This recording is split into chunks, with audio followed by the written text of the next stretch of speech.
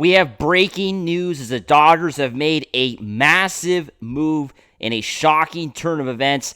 I get into that in this edition of Dodgers Digest. Hey, this is Mike Nelson. Make sure to subscribe to the channel. I want to thank the 42% of you, the ones who are watching these videos, who've already hit the sub button.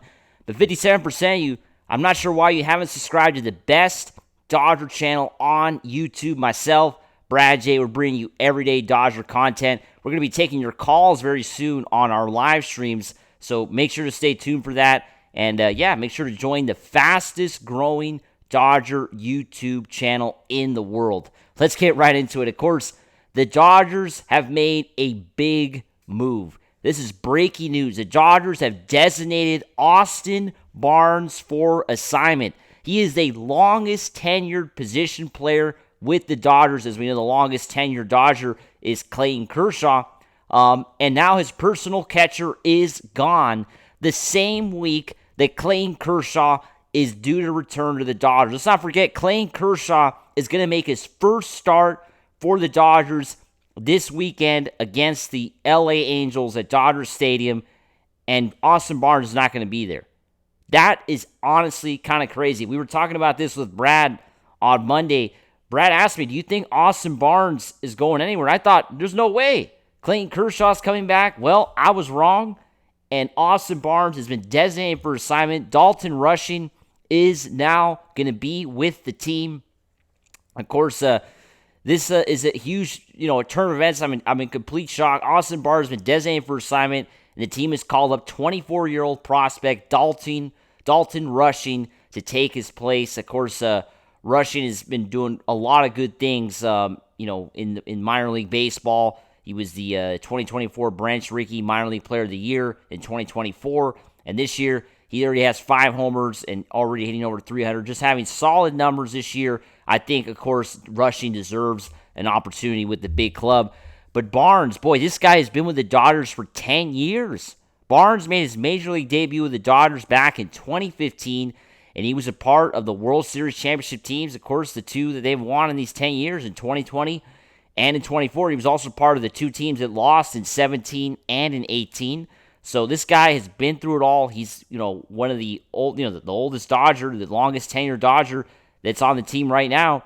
That was on the team in 2020. He appeared in 10 of the team's 18 postseason games. Had a solid year in that COVID World Series championship year, going 8 for 25 with 3 RBI and 4 runs, scoring 4 runs. Got a home run in that Game 3 of the World Series. It's definitely tough news because I think Austin Barnes gave his whole career to the Dodgers, right? This guy has only played for the Dodgers in his Major League Baseball career. He is the only team he has suited up for. Him being designated for assignment signifies an end to his Dodger career. But it's definitely a big turn of events. The Dodgers, they're all in. They're going to put pressure now on Michael Conforto with this move, right? Because Rushing is an outfielder as well. Conforto is only hitting 172. And, as we know, Rushing is primarily a catcher, going to be the backup for Will Smith now. But he has played left field as well in the minor leagues. So this gives Dave Roberts and the Dodgers another option in left field, right? With Michael Conforto really going through so many struggles and getting paid a lot of money in this 1 year, could be potentially a player the Dodgers could look to trade, right? Because I don't think Conforto would be released. I think somebody would take him on, right? I think they could definitely trade Conforto for a bullpen arm or, starting pitcher if push comes to shove with all the injuries we're having.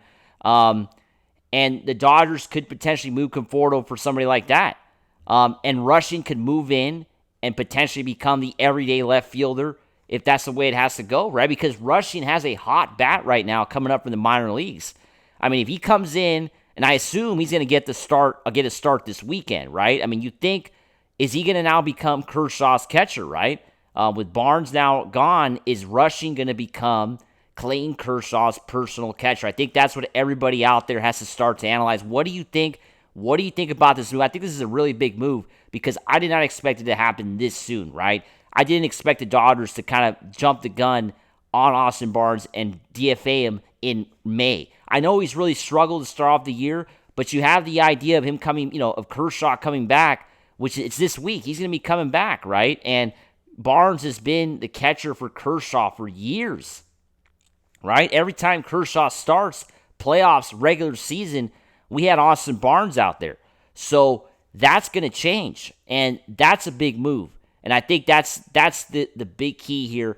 Exactly who is going to take Barnes, who's going to take a spot now when Kershaw starts every 6 days, every 5-6 days, depending, if we're doing 5-man, 6-man rotation. Who's going to be that guy, right? And I think that's going to be a big question mark. And also the idea of rushing, putting pressure on the outfielders, right? Taylor also under pressure because, these guys are obviously, as we know, if the Dodgers want to keep him, if they want to make him an everyday player, somebody's got to go. And I think it's got to be Conforto, Barnes, Outman. Outman we know is up for the tail injury. He's going to go right back down when Hernandez comes back, and that's the big question mark. What can we expect from Dalton rushing now that Dalton is up here with the Dodgers? How much can he really contribute, right? I mean, he's obviously a proven hitter at the minor league level. How is he going to do with the Dodgers, right? I think that's going to be something to keep an eye on in the next few days, weeks, with him, coming in, and how much playing time is he going to get? How much is he going to actually catch, right? Because Barnes wasn't playing very much, right? I mean, he was playing sparingly, right? Catching Sasaki's games, and that's about it, really. Not getting anywhere close to any, pinch hitting opportunities. He did get, I believe, 1 or 2 this season, but not too much. And really, Will Smith is obviously the starting catcher on the Dodgers. There's no if and buts around that. I mean, Will Smith is the starting catcher on the Dodgers. He's locked up for the next 9 years. He's not going anywhere, right? So Dalton rushing, his opportunity is going to be obvious. He's going to get a chance to catch here and there, kind of like Barnes was getting.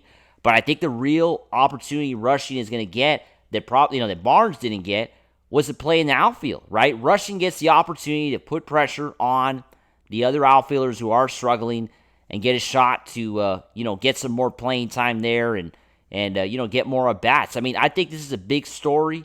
I think I wish nothing but the best for Austin Barnes. Hopefully his Major League Baseball career can continue, and if not, like we talked about, hopefully the Dodgers make him a coach and he can be a part of this organization for years to come. Coaching and being around the team, because I think obviously this guy is a really brilliant baseball mind.